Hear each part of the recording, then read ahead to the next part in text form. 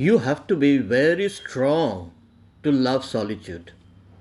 You need good legs and uncommon stamina. You can't easily catch cold, flu, or sore throat. You can't be afraid of muggers or murderers. If you have to walk all afternoon or even all evening, you must know how to do this without noticing. There's nowhere to sit, especially in winter. The wind blows over the wet grass, and there are big rocks, wet and muddy, amidst the garbage. There's really no comfort at all, no doubt about that, except in the fact that you have got a whole day and a night ahead of you, with no obligations or constraints of any sort. Sex is a pretext.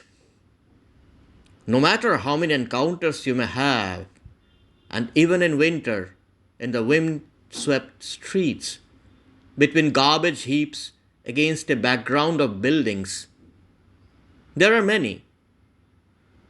They are only moments of loneliness. The warmer, more alive, the gentle body that anoints you with semen and then leaves. The colder and deadlier the beloved desert around you. This is what fills you with joy like a miraculous wind, not the innocent smile or troubled arrogance of the one who leaves when it's over.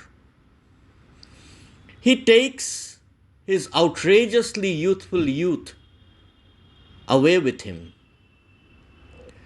And there is something inhuman in this, for he leaves no trace. Or rather, he leaves only one trace, always the same trace, no matter the season.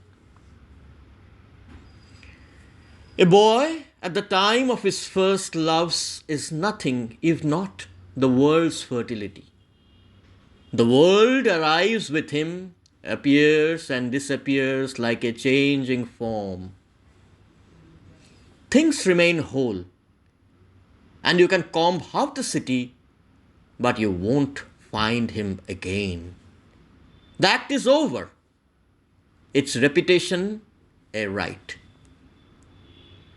Thus, the loneliness is all the greater if there is a whole crowd, each awaiting his turn.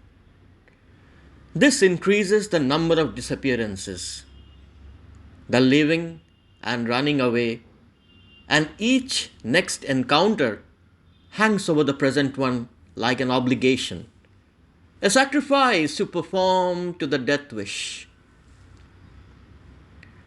As you grow older, however, fatigue begins to set in, especially right after supper time.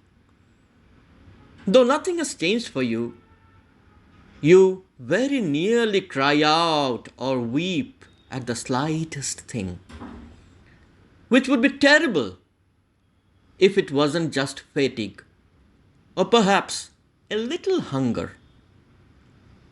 Terrible because it would mean that your desire for solitude could no longer be satisfied. And what would await you then?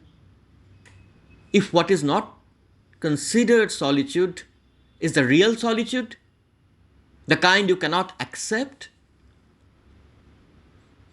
No supper or lunch or worldly satisfaction can compare to an endless walk down impoverished streets, where you need to be wretched and strong, a brother to dogs.